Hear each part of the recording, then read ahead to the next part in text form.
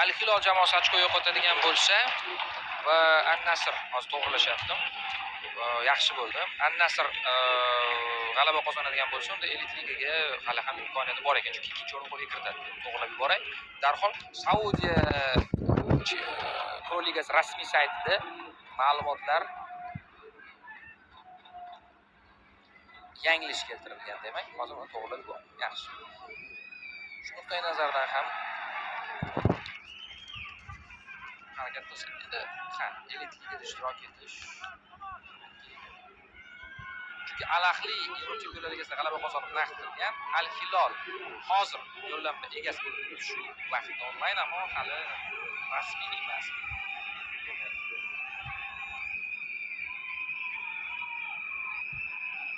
Chek zarbasi, ichkariga uzatma.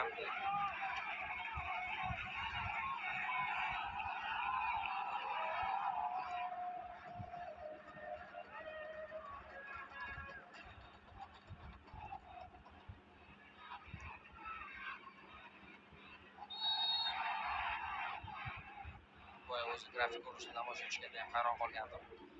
Qoida buzildi, Marchinyak qo'pollikni qayd etmoqda.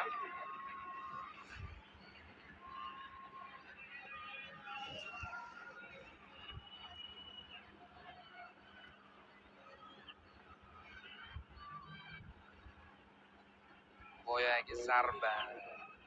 Aqidiy ikkinchisi edi, ammo bunisi o'zgacha chiqdi.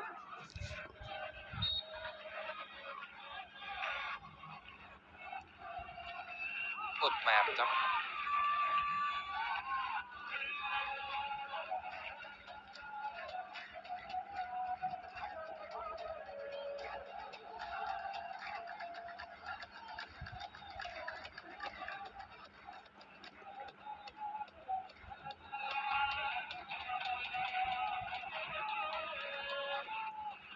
Octavio. Mane.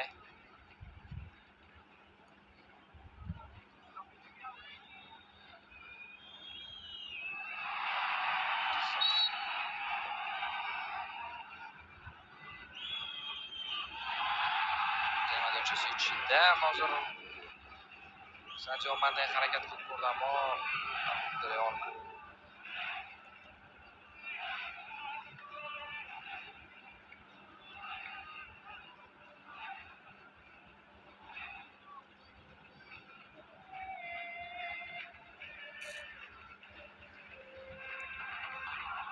Hilolning o'yini 1-0 Hilol g'alaba qozonmoqda ayni damda. O'zgargani haqida ma'lumot chiqdi, keyin tekshiramiz. O'zi qiyin bunday onlayn, chunki gol innovatsionlik bekor qilinishi mumkin. Biroz kutamiz. Yuqoridan VAR aralashadi. Keyin aniqlash juda ham qiyin. O'zicha shu tabiiyki birinchi navbatda kuzatishimiz zarur. Mana ichkariga uzatma, xavfli vaziyat. Maydon tashqarisiga chiqarib yuborilmoqda. Aleksandr Mitrovic gol urganligi haqida hozircha ma'lumot bor. Hilol oldinga chiqib oldi. Aynan Qodisiyaga. Ha, Qodisiyaga qarshi.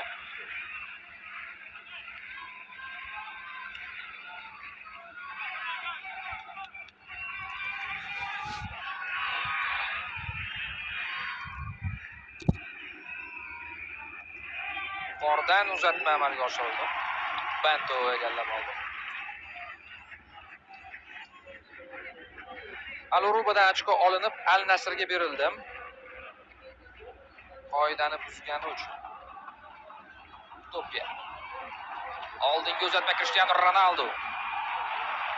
Mana shunisi bor. Nima qarshi yuz berishi mumkin Saudiya chempionatida va biz o'tkazib yuborgan holat mana shu. Intriga to'laqonli mavjud o'yinimiz.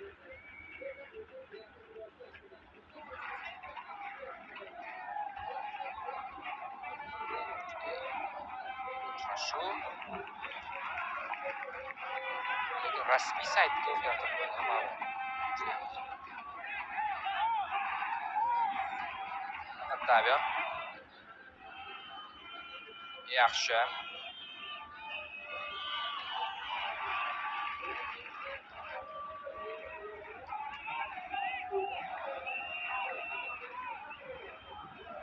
Cristiano. chap qanotda.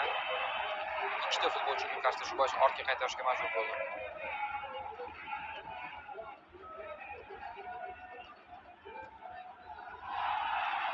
Bu yerda esa mezbon futbolchilar to'pni olib qo'yib oldinga o'tishmoqda. O'nroqda bor variant, ammo chapdan davom ettirishni qo'lga qilishdi. Bu noto'g'ri qaror bo'lib chiqdi oxir-oqibat. Zarbaga chiqish yetib bormadi. Ammo keyin kurash davom etmoqda. Qoida buzildi. Qay tomonga hakam qaror qabul qiladi. Mezbon hujumdagi foul. Birinchi bo'lib bu qoidani buzdi demoqda. Mana bu yerda Husayn Qosim mana shunga ishora qilyapti. Keyin yiqilayotib tabiiy u ham zarba berib bordi.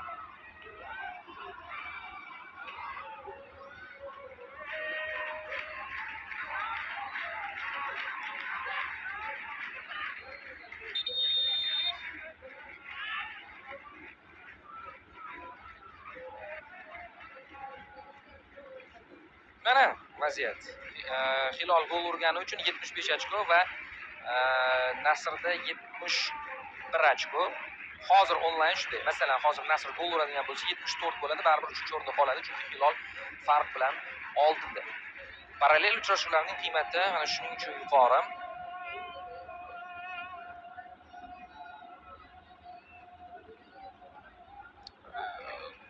Daqiqadan so'ng biroz futbolchilarga salqinlik olish, chanqoqni bosib olish uchun vaqt berilmoqda. Biz ham shu vaqtdan foydalanaylik keling.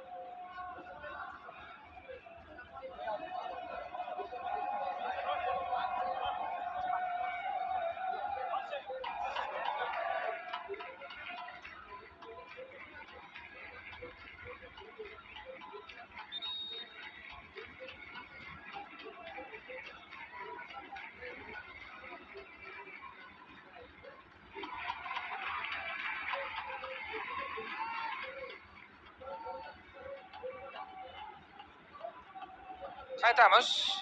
Gol hamma narsaga oydinlik kiritdik.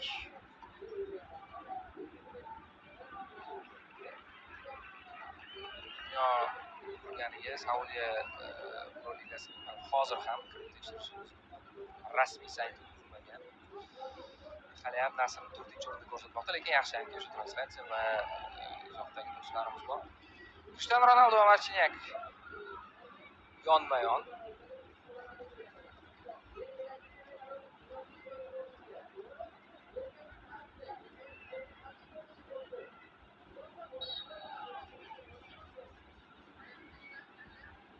Nol.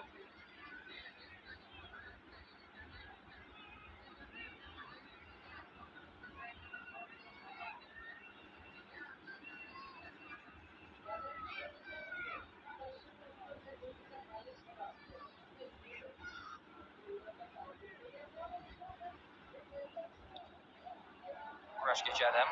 Himoyachi ulgurdim.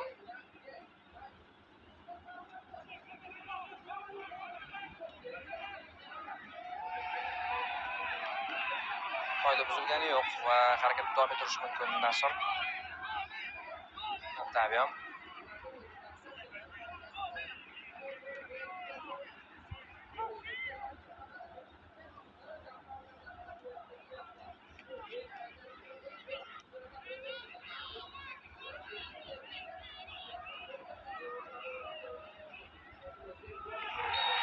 Qoida buzildi. Bu safar ulgurmadi. Ortdan zarba beriladi. Hakam hozir og'zaki ogohlantirmoqda.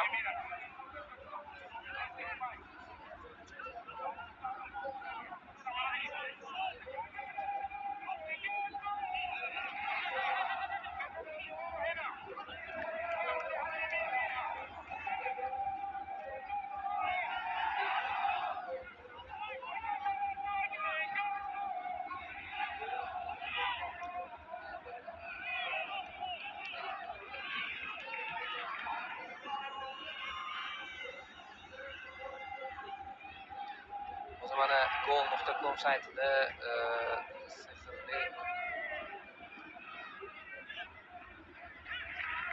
sehrli hiyla deb ta'rif berishibdi. Yaqinda e'lon qilingan xabarda. Ha, ana shunday sehrli voqealar yuz berib turadi chempionatida.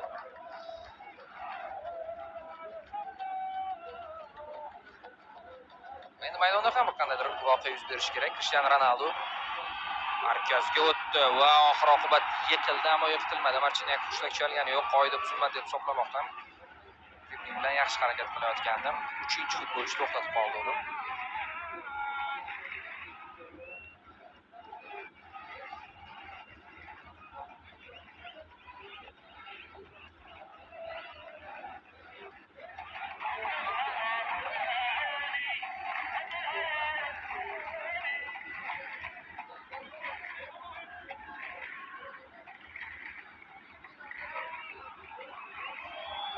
Simakan jarima do'jasiga kirdi. Himoyachi mana shunday yo'lni bosib o'tmoqda, lekin ulgurmadi erkin zarba bilan.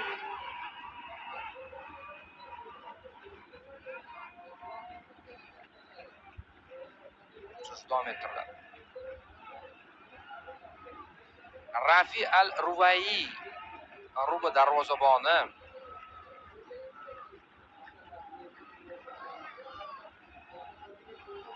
bir vaqtning o'zida professional tarzda boshqa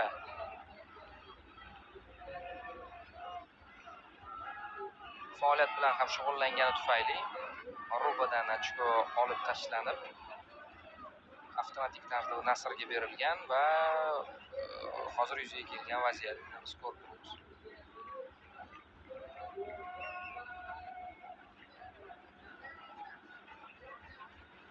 Qodisiya futbolchisi Aubameyang esa buni o'sha kulib sehrli hiylalar yuz bermoqda deb izohlagan. Qodisiya ham shu. Kurashdagi jamoa edi. Ana shunday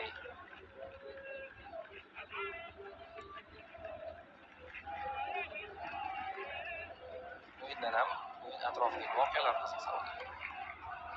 endi hozircha har holda maydonda Attavia to'p bilan va o'yinni ham qiziqishga harakat qilishyapti nasib futbolchilarim.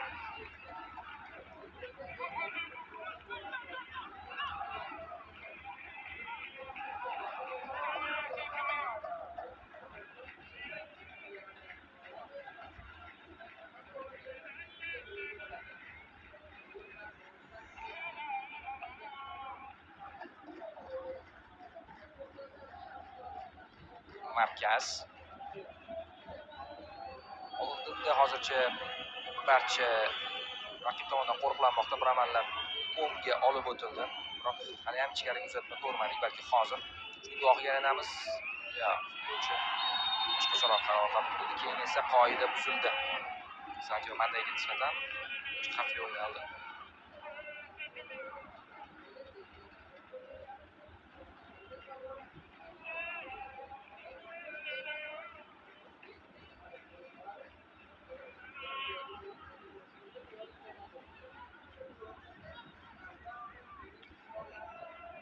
Nuqta juda qulay uzatma berish uchun va zarba yo'llab ko'rish uchun.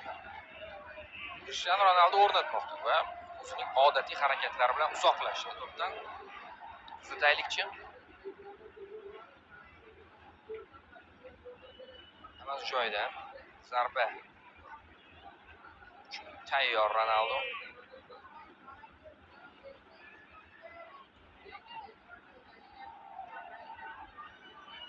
Hakam ruxsat berdim. Cristiano tezlik olmoqda va zarba yo'lladi. Noaniq.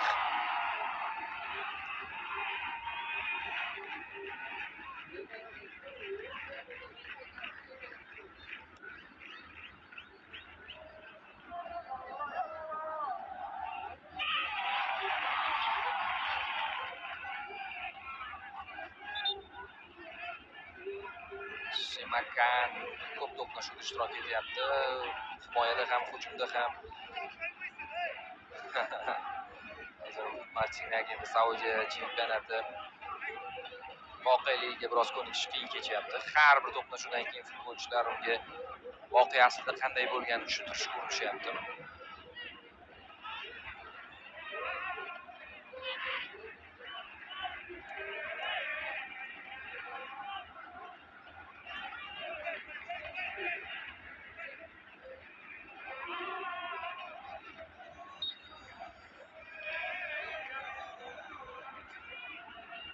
Bento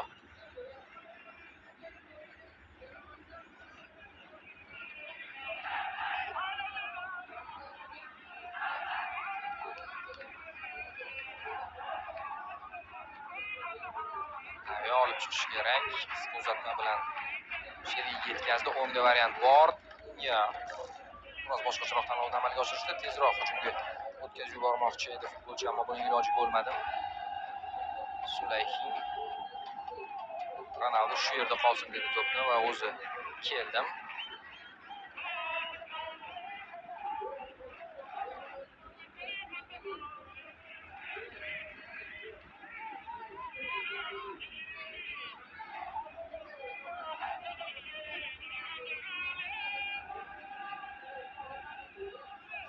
Yonchiqdan to'p o'yin kiritiladi.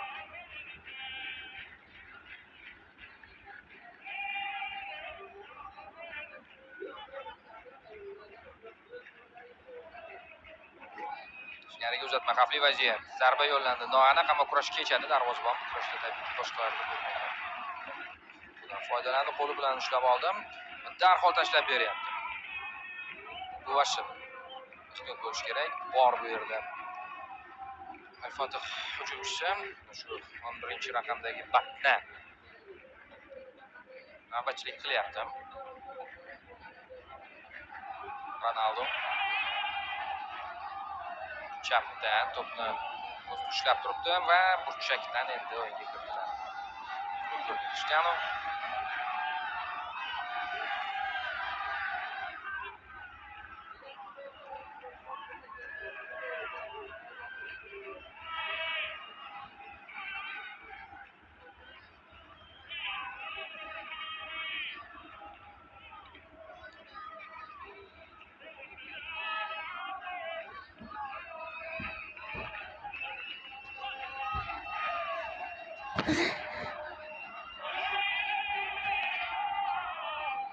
Ayman Yahyo hozir